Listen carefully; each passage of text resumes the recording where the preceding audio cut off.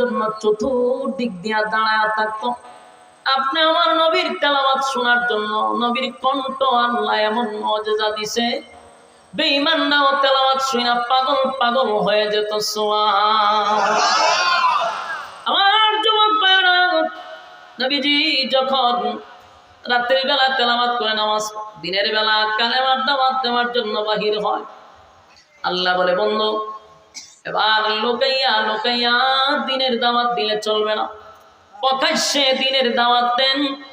পয়গম্বর সাফা পাহাড়ের সামনে দাঁড়াইয়া, উঁচু টিলায় দাঁড়াইয়া তার বংশের লোকদেরকে একত্রিত করল আর বলল, আমি তোমাদেরকে একটা কথা বলার জন্য একত্রিত করছি। মক্কাবাসীরা শোনো, তোমরা কি আমার কথা বিশ্বাস করবা? এই মুহূর্তে যদি বলি পাহাড়ের পিছনে একদল অস্ত্র নিয়ে দাঁড়ায় আছে তোমাদের উপর আক্রমণ করার জন্য, আমার এই কথাটা কি তোমরা বিশ্বাস করবা? এক বাক্যে মক্কার মানুষ বলল, অবশ্যই বিশ্বাস করব। রাসূল জিজ্ঞাসা, কেন বিশ্বাস করবা? তো কারণ জীবনে কোনোদিন মিথ্যা বলেননি। আল্লাহর নবী বলেন, তোমরাই বলছো আমি মিথ্যা বলি নাকি? বলবো না। তাহলে সব সময় সত্য বলি, এখনো যা বলবো সত্য বলবো। তোমরা আমার সঙ্গে পড়ো, কুলু লা ইলাহা ইল্লাল্লাহ তুফলিহুন। আল্লাহর নবী মানুষের সামনে দাঁড়াইয়া কালেমার দাওয়াত দিলেন, বললেন লা ইলাহা ইল্লাল্লাহু মুহাম্মাদুর রাসূলুল্লাহ সাল্লাল্লাহু আলাইহি ওয়াসাল্লাম। এতদিন তোমরা গাছের পূজা, মাছের পূজা, সূর্যের পূজা, চন্দ্রের পূজা, পাথরের পূজা, এমনকি তোমরা মূর্তির পূজা, সব পূজা করছো, গোলামি করছো 360 জনের। আজকের থেকে লা ইলাহা ইল্লাল্লাহ, নেই কোনো মাবুদ আল্লাহ ছাড়া। আর এতদিন তোমরা আমাকে বলছো আব্দুল্লাহ পুত্র মুহাম্মদ, আজকের থেকে আমি শুধু মুহাম্মদ নয়, আমি হলাম মুহাম্মাদুর রাসূলুল্লাহ। যুবক ভাই আমার, শুরু হয়ে গেল গন্ডগোল।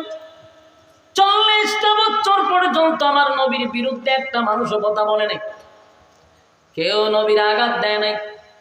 এই মজলিসে নবীর আপন চাচা আবু লাহাব পাথরটা লইয়া নবীর সামনে গিয়া এই জন্য ডাকছো, সারাটা দিন আমাদের নষ্ট করছো, তুমি ধ্বংস হও। নাউজুবিল্লাহ। নবীর পাথর লেগে গেছে মারার লেগে, আল্লাহ সাথে সাথে দাঁত ভাঙ্গা জবাব দিয়ে সূরা লাহাব নাযিল করে দিয়েছে। তাব্বাত ইয়াদা আবি লাহাবিন ওয়া তাব মা আগনা আনহু মালুহু ওয়া মা কাসাব। আল্লাহ বলেন, আবু লাহাব আমার বন্ধু ধ্বংস হবে না, বরং তোর 2টা হাত ধ্বংস হয়ে যাবে। ধ্বংস হয়ে গেছে। আর তোর মাল আওলাদ কোনটাই কাজে আসবে না, আসে অনেক।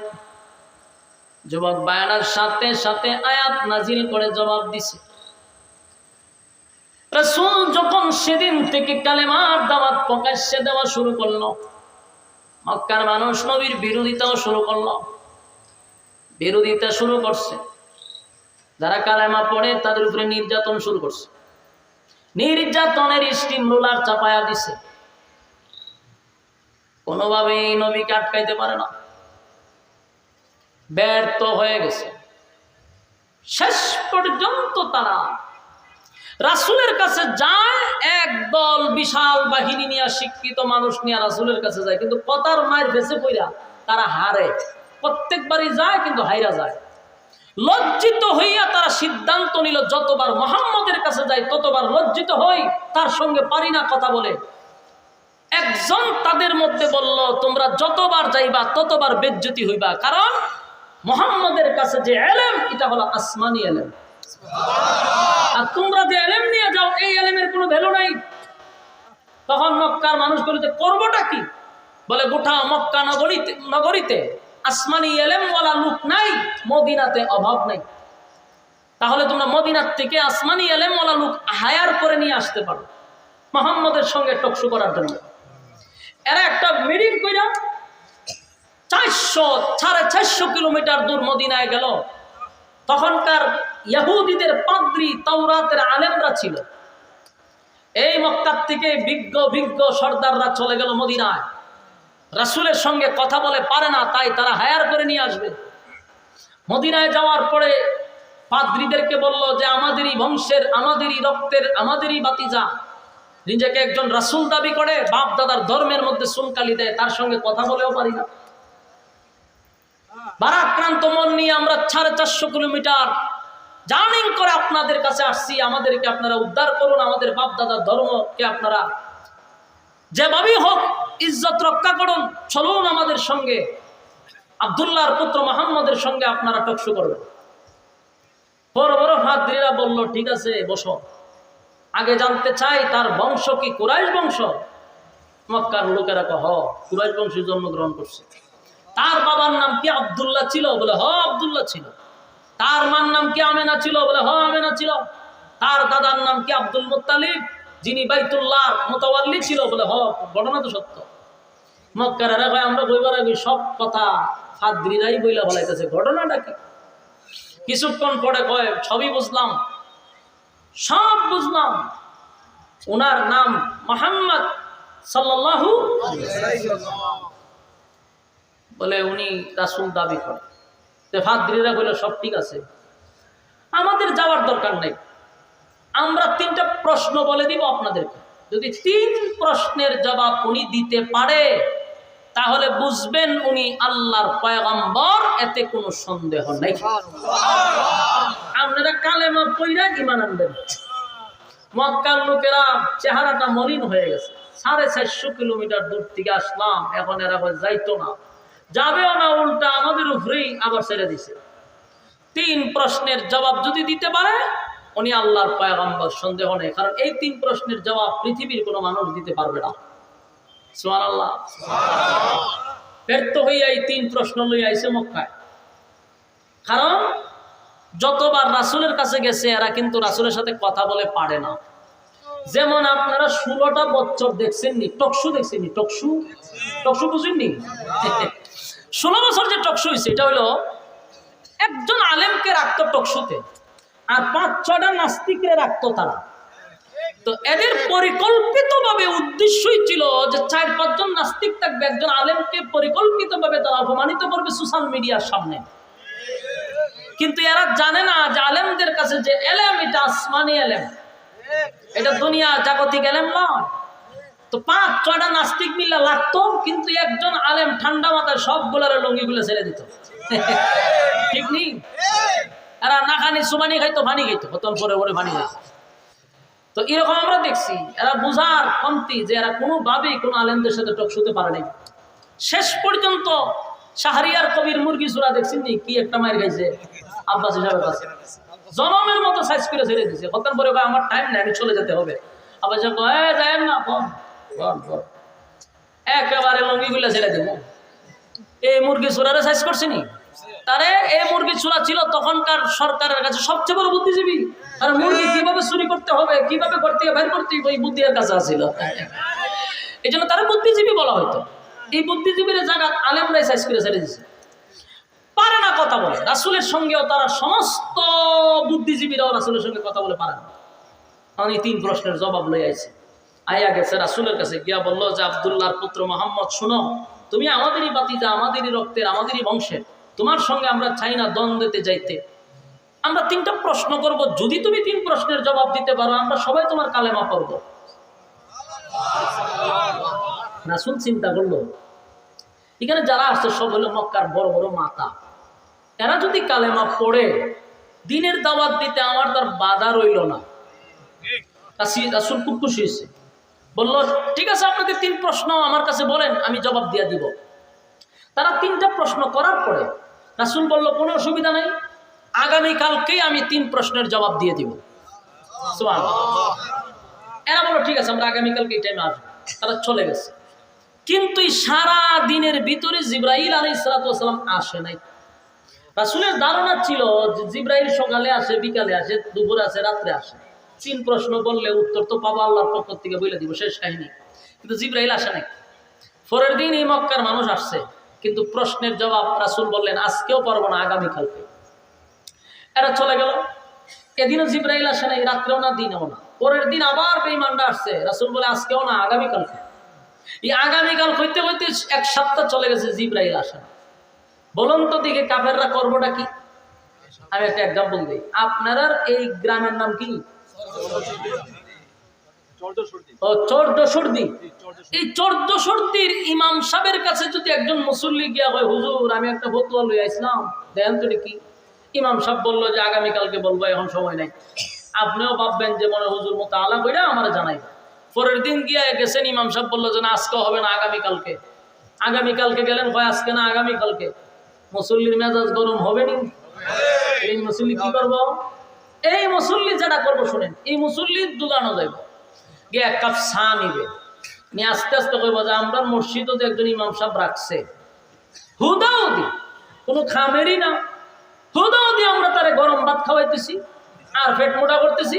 একটা ফাও একটা ইমাম সাহেব রাখছে, একটা ফতোয়ার লাগে 1 সপ্তাহ গেছি, বেচারা ভাড়া না, তার পিছনে নামাজই করতাম না। বলবে কি না? পুরা গ্রামের মধ্যে একটা আস্তে আস্তে গ্রামে গঞ্জে শহরে মধ্যে সব দোকানকে লাগাই দিবে ইমাম সাহেবের বিরুদ্ধে। এই গালাগালি শুরু হইল। ঠিক এই কাজটা মক্কাবাসী করছে। দোকানপাটে, শহরে, বন্দরে, গ্রামে গঞ্জে সব জায়গায় আল্লাহর নবীর বিরুদ্ধে অপপ্রচার শুরু করছে। উনি যদি নবী হইতো 3 প্রশ্নের জবাব দিত। 3 প্রশ্নের জবাব দিতে পারে না, উনি কোন নবী না। নাউজুবিল্লাহ। কারণ রাসূল তো নিজের থেকে কথা বলে না, রাসূল তো আল্লাহ যা বলে রাসূল তা আমাদের কাছে প্রকাশ করে। তারা শুরু করে দিল সমালোচনা। এমন ভাবে তীব্র আকারে শুরু হয়েছে, গোটা মক্কা নগরীতে অলিতে গলিতে নবীর বিরুদ্ধে একেবারে সমালোচনার ঝড় হয়েছে। কিছু কিছু মানুষ আইসা বলতেছে, এমন আপন চাচি উম্মে জামিল আবুল আহাবের বউ রাসূলের কাছে আয়া বলে, যাও মুহাম্মদ, তোমার কাছে যে একটা শয়তান আসতো, এটা এখন আয় না। মহিলা কত খারাপ। আবার কেউ কেউ বলে মুহাম্মদের আল্লাহ মুহাম্মদকে ভুলে গেছে। নবীর কাছে কোরআন নাজিল হয় না, প্রায় 15 দিন হয়ে যাচ্ছে। নবীর কলিজায় আঘাত আছে না নাই? আল্লাহর হাবিবের বিরুদ্ধে গ্রামে গঞ্জে শহরে বন্দরে সব জায়গায় নবীর বিরুদ্ধে সমালোচনা। একটা পর্যায়ে মানুষ বলতে লাগলো, মুহাম্মদের আল্লাহ মুহাম্মদকে ভুলে গেছে। নবীজির কলিজায় দারুণ ব্যথা লাগছে, নিজেও কান্না শুরু করছে। 1 দিন 2 দিন লাগ, হাবিবে কিবরিয়া 15 দিন পর্যন্ত শুধু চোখের পানি ছাড়ছে, মুক্তার দানার মতো নবী কান্ত। টপ টপ করে নবীর দাড়ি মুবারক ভিজে পানি পড়তো। আসমানের দিকে তাকায়া থাকতো, কখন জিবরাইল নামবো। কান্না শুরু করে দিল হাবিবে কিবরিয়া, কান্দে, হায় রে মক্কার মানুষ আমারে বলে আমার মালিক নাকি আমারে ভুলে গেছে। আসমানের দিকে তাকাইয়া নবীও গুনগুনাইয়া বলতে লাগলো, মালিক গোটা মক্কার মানুষ বলে আপনি নাকি আমারে ভুলে গেছেন। আল্লাহ কি এমন অপরাধ করলাম গো, কোরআনের আয়াত আপনি বন্ধ করে দিলেন। আল্লাহ আমার প্রতি আপনি কেন রাগ করলেন, কেন আমারে বলে গেলেন। নবীজি কান্না শুরু করছে। যুবক ভাইরা, 1 দিন 2 দিন নয়, 15 দিন পর্যন্ত নবী কাঁদছে। কান্নার কারণে একদিন জিবরাইল আলাইহিস সালাতু ওয়াস সালাম নবীর সামনে এসে হাজির। 15 দিন পরাইছে। আল্লাহর হাবিব জিবরাইলের দিকে তাকাইয়া অভিমানের সুরে নবী বললেন, জিবরাইল রে, কেন 15 দিন আসলি না? আজকে কেন আসলি? 15 দিন কেন আসলি না? জিবরাইল কয়, হুজুর আমি আসতে চাই, আমার আল্লাহ আমারে আসতে দেয় না। আল্লাহর নবী বলেন, কেন আসতে দেয় না? আমার মালিক কি আমার প্রতি রাগ করছে রে? মক্কার মানুষ বলে আমার আল্লাহ নাকি আমারে ভুলে গেছে। মক্কার মানুষ আমারে বলে আমার মালিক নাকি আমারে ভুলে গেছে। তাহলে আল্লাহ কি আমার প্রতি সত্যি রাগ করছে? জিবরাইল কয় আল্লাহ রাগ করে নাই। আপনার কাছে মক্কার মানুষ 3টা প্রশ্ন নিয়ে আসছিল, কিন্তু আপনার কাছে 3টা প্রশ্ন নিয়ে আসার পরে আপনি বলছেন আগামী কালকে জবাব দিবেন। এই কথাটা আমার আল্লাহর কাছে মোটেও পছন্দ হয় নাই। এখান থেকে আপনার উম্মতকে শিক্ষা দিল, নেক্সট টাইমে যেন কোনো উম্মত এমন ভুল না করে। এই জন্য আল্লাহ 15 দিন কোরআনের আয়াত বন্ধ করে দিচ্ছে। এটার 2টা কারণ। একটা হলো উম্মতকে শিক্ষা দেওয়ার জন্য, 2 নম্বর কারণ হলো নবীর উপরে যে কোরআন নাজিল হইতো এটা খুব মারাত্মক লোড, এটা ওজন খুব মারাত্মক। তাই নবীকে রেস্টে রাখার জন্য আল্লাহ মাঝখানে একটা বিরতি দিছে। আমার যুবক ভাইয়েরা, বিরতি দেওয়ার জন্য 15 দিন কোরআনের আয়াত নাজিল হয় না, কিন্তু গোটা মক্কা নগরীতে আমার নবীর বিরোধিতা শুরু হয়ে গেল। নবীর যা তা মানুষ বলতে লাগলো। আল্লাহর নবীর চোখের পানি ছেড়ে দিয়া বলে জিবরাইল নেই, কত মানুষ আমারে গালি দিল। জিবরাইল কয় সেদিন যদি আপনি বলতেন ইনশাআল্লাহ আগামী কালকে বলবো, তাহলে কিন্তু আমার আল্লাহ পাঠায়া দিত। আপনি মাঝখানে ইনশাআল্লাহ বলেন নাই। ইনশাআল্লাহ না বলার কারণে আমার আল্লাহ এটা পছন্দ করে নাই। কিয়ামত পর্যন্ত কোন উম্মত কোন কাজ করতে গিয়ে যেন ইনশাআল্লাহ না বলে। যুবক ভাইয়েরা, ইনশাআল্লাহ না বলার কারণে আমার নবী 15 দিন পর্যন্ত কাঁদল রে, 15 দিন পর্যন্ত কাঁদল। এই জন্য কোন উম্মত যদি আমরা আগামীকালকে ডাকা যাব কি বলবো? ইনশাআল্লাহ আগামীকালকে ডাকা যাব, ইনশাআল্লাহ মাহফিল শেষ করে বাড়িতে যাব, ইনশাআল্লাহ আমি খানা খাবো। সব কাজের শুরুতেই ইনশাআল্লাহ। কারা কারা ইনশাআল্লাহ বলবেন? সব কথায় হাত তুলেন, বলুন আমরা সব কাজে বলবো ইনশাআল্লাহ। আমরা কি কোনো সময় ইনশাআল্লাহ ভুলে যাব? ইনশাআল্লাহ বলবো না, কারণ আমার নবী ইনশাআল্লাহ না বলার কারণে 15 দিন কাঁদছে। কিন্তু আমার নবী তো ভুলে যায় নাই, আমার নবীরে আল্লাহ ভুলাইয়া দিছে। বলুন নিজে নবী বলছে না, আল্লাহ ভুলাইয়া দিছে। আল্লাহ ভুলাইছে উম্মতরে শিখানোর জন্য। আমার যুবক ভাই, নবীর চোখের পানি দেখে আল্লাহ বলে বন্ধু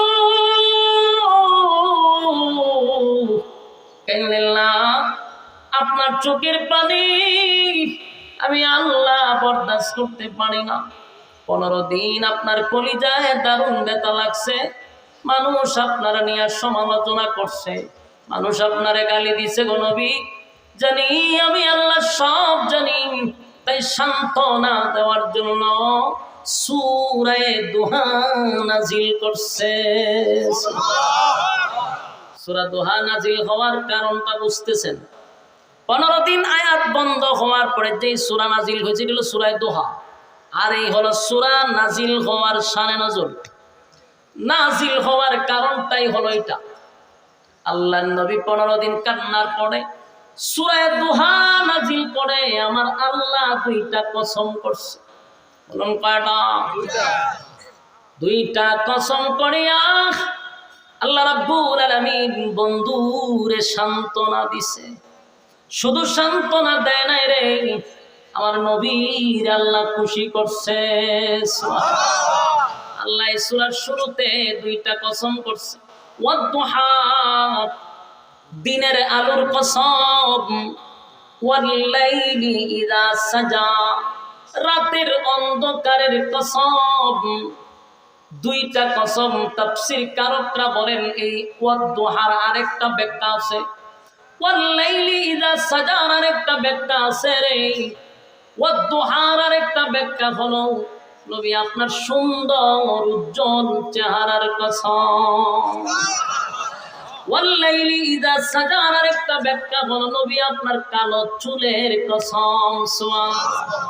আল্লাহ বলেন ওয়াদ্দুহা ওয়াল-লাইলি ইযা সাজা মা ওয়াদ্দা'আকা রাব্বুকা ওয়া মা ক্বালা ওয়ালাল-আখিরাতু খায়রুন লাকা মিনাল উলা ওয়ালাসাওফা ইউ'তিকা রাব্বুকা ফাতারদা।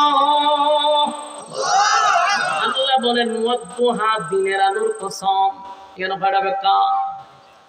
দুইটা ব্যাখ্যা। ওয়াদ্দুহা দিনের আলোর কসম, ওয়াদ্দুহা নবীর সুন্দর চেহারার কসম, ওয়াল্লাইলি ইযা সাজা নবীর কালো চুলের কসম। তার মানে নবীর সৌন্দর্য নিয়ে আল্লাহ কসম করছে। দুইটা কসম করে আল্লাহ বলেন মা ওয়াদ্দা'আকা রাব্বুকা ওয়া মা ক্বালা। আল্লাহ বলেন বন্ধু দুইটা কসম করে বললাম, সুন্দর চেহারার কসম, কালো চুলের কসম। মা ওয়াদ্দা'আকা রাব্বুকা ওয়া মা ক্বালা। আপনার রব আপনারে ভুলে নাই। আপনার রব আপনারে ভুলে নাই, ভুলতে পারে না, ভুলে নাই, ভুলবে না, বলতে পারে না। বন্ধু আপনারে আমি ভুলি নাই। মা ওয়াদ্দা'আকা রাব্বুকা ওয়া মা ক্বালা। আপনার রব আপনাকে ভুলে নাই, আপনারে মহব্বত করে। আল্লাহ বলেন মা ওয়াদ্দা'আকা রাব্বুকা ওয়া মা ক্বালা ওয়ালাল আখিরাতু খায়রুন লাকা মিনাল উলা। আল্লাহ বলেন দুনিয়াতে আমি আপনাকে যা দিলাম এর থেকে কোটি কোটি কোটি গুণ বেশি আপনার জন্য পরকালে আমি বরাদ্দ রাখলাম। বন্ধু আমি আল্লাহ দুনিয়া বানাইছি, দুনিয়া বানাইছেন আমার মালিক। আমার মালিক দুনিয়া বানাইয়া মালিক নিজেই বলতেছে দুনিয়া কিছু না, দুনিয়া কিছুই না। বন্ধু আপনারে যা দুনিয়াতে দিছি এর থেকে কোটি গুণ বেশি আমি আল্লাহ আপনার জন্য পরকালে বরাদ্দ রাখছি। আমার যুবক এই ওয়ালাল আখিরাতু খায়রুল লাকা মিনাল উলা, এই আয়াতের অর্থের দ্বারা আমরা কি বুঝলাম? যিনি দুনিয়া বানাইলেন সেই মালিকই বলতেছে দুনিয়া কিছুই না। আল্লাহ বলেন দুনিয়া কিছুই না বন্ধু, আপনার জন্য এর থেকে বেশি আমি বরাদ্দ রাখছি। সুবহানাল্লাহ। ওয়ালাল আখিরাতু খায়রুল লাকা মিনাল উলা। আল্লাহ নিজেই বলছে আমি এর চেয়ে বেশি আপনার জন্য রাখছি। وَلَسَوْفَ يُعْطِيكَ رَبُّكَ فَتَرْضَى। এরপরে আল্লাহ বলেন وَلَسَوْفَ يُعْطِيكَ رَبُّكَ فَتَرْضَى। বলো অচিরেই অচিরেই খুব শীঘ্রই আপনাকে আমি খুশি করব। সুবহানাল্লাহ। এই আয়াতের ব্যাখ্যা তাফসীর কারকরা বলেন আমার মালিক ওয়ালাসাউফা ইউতিকা রাব্বুকা ফাতারদা। এই আয়াত দিয়ে আল্লাহ কি বুঝাইলেন? শীঘ্রই আপনার বন্ধু আপনাকে খুশি করবে। তার মানে দুইটা ইঙ্গিত পাওয়া যায়, একটা হলো মক্কা বিজয় আর একটা হলো মেরাজের রজনী। আল্লাহ মেরাজের রজনীতে সাত আসমান টপকাইয়া বন্ধুরে আরশে আজিমে নিয়া বন্ধুরে বন্ধুর পাশে বসাইয়া বন্ধুর সঙ্গে বন্ধুর সাক্ষাৎ। এটা হতে পারে দুইটা কারণ। ওয়ালাসাউফা ইউতিকা রাব্বুকা ফাতারদা। এই যুবক বাবা, মুরব্বী বাবারা, কথাগুলি একটু দিলের কান লাগায় শোনেন। আমি জানি এই ওয়াজ আপনাদের এলাকায় চলে না, ভালো পান না, আমি জানি, কারণ এক এক জায়গায় এক এক রকম ওয়াজ। কোন জায়গায় বেশি গিচ্ছা কাহিনী চলে, যত কাল্পনিক গল্প পাবলিকের সামনে বলা যায় তত পাবলিক খুব আনন্দিত হয়। বক্তা একটাই যে খান দায় হতে এলিছে, কিন্তু এটা যে গাঁজাখুরি কথা কতগুলো শোনাইছে, কোরআনের একটা আয়াত নাই, সবগুলা কাল্পনিক গল্প এরকম বক্তায় আপনার খান্দায় যায়। কিন্তু কোরআনের কথাগুলি একটার পর একটা আয়াতটা বুঝাইতেছি, একটার পর একটা মানুষ উঠতেছে, মানে কি মজা লাগে না? আমি পাবনাতে বেশি প্রোগ্রাম করতাম একটা সময়, তো পাবনাতে গেছি পরে আমার মানুষের হুজুর এই ওয়াজ চলবে না, তাফসির খাইবে না, আপনি গল্প বলেন, হৃদয় বিদারক। আমি বললাম এই গাঞ্জাগরি গল্প আমার জীবনে কোনো মাহফিলে বলিও নাই, আমার দ্বারা এখানে ওয়াজ করা সম্ভব না, এই ভাবনা জীবনে সারলাম। খুব ডিমান্ডে আমার নিত, কিন্তু এরার আগের যে বক্তা আনতো তাহার আড়াইতে ইচ্ছা কাহিনী করতো আর খান্দাইতো হাসাইতো, আমি পারি না। আমার প্রতিটা আলোচনা আমরা কোনো না কোনো একটা বিষয়ের ভিতরে আমি অল্প এলেমের মানুষ বোঝানোর চেষ্টা করি, কিন্তু সব অঞ্চলে ওয়াজগুলা খায় না। আমাদের সিলেটের একটা মজা কি জানেন, সিলেটে আপনি প্রোগ্রাম করতে যাবেন তো পোস্টার আপনার বিষয় দেওয়া থাকবে, আমরা ওই এলাকার মানুষ, বিষয় ছাড়া কোনো আলোচনা আপনাকে বসতে দিবে না, আয়াত নাম্বার লেখা থাকবে, এই আয়াত থেকে এই আয়াত হলো আপনার ওয়াজ। আমরা এইভাবে করতে করতে অভ্যস্ত হয়ে গেছি, তাফসিরের হাইসিয়তে যতটুকু পারা যায় বলার চেষ্টা করি, কিন্তু এই ওয়াজটারে ভাই সব পাবলিকও খায় না। আমি বইছি পত্রিকা 1 2 জন 3 জন করে উড়ে, খালি উড়ে। এখন যদি আমি মনে করেন সাপের গিচ্ছা কইতাম, ব্যাঙের গিচ্ছা কইতাম, তাইলে কিন্তু আমিও খান দাইতে পারলাম। হইলে এগুলা বইলা 4 পয়সার কোনো ফায়দা হবে? কথা কর না, সারা রাত তোমার শুনলেন ব্যাঙের গিচ্ছা, সাপের গিচ্ছা, তো লাভটা কি হলো? আমার কম বেহুদা সময়টা নষ্ট করলেন। আর এখানে যে বলছেন কোনো কিছু না বুঝেন, প্রতিটা আয়াত না বুঝেন, একটা অক্ষরে করেও 10টা নাকি আপনার অ্যাকাউন্টে জমা হচ্ছে, প্রতিটা অক্ষরে 10টা করে নাকি জমা হচ্ছে। এরপরে যদি ভালো না লাগে বুঝবেন কপাল পুড়ে গেছে আপনার, আপনি কোরআনের আলোচনা শোনার যোগ্য নয়, গিচ্ছা শোনার যোগ্য। তাহলে ওই গিচ্ছা অন্যান্য বক্তা আছে, এদের সামনে বসবেন, ঠাল ফণিক গাঁজা করি কথা বইলা পুরা মাহফিল